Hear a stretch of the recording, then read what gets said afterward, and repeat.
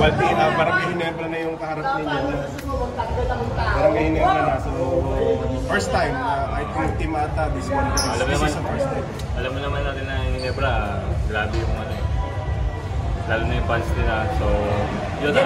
Sobrang excited ako na makalaban sila ngayon sa 21. Ready lang ako. Ano yung naasahan mo? Kasi baka sila Japet Aguilar maglaro, Troy Rosario. So yun, excited ako na makalaban si Idol Japet. Kasi Kapampangan. Then yung teammate ko dati na si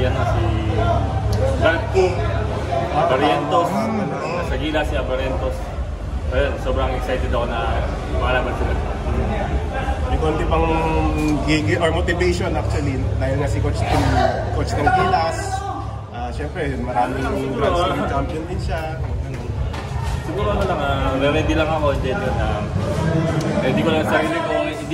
Hindi naman kailangan na ano eh, magpakitang gilas ako eh. So, yun lang, trabaho lang. Kung ano man yung role ko dito sa team namin, yun yung gagawin ko. For sure, yung naging performance mo tonight, especially sa rebounding, maganda. Pagpabus ng confidence, I think ito Ginebra. So, ano naman gagawin nila sa akin, so yun, magiging ready lang siguro ako. Pero yung sipag ko sa loob, hindi makawala siguro.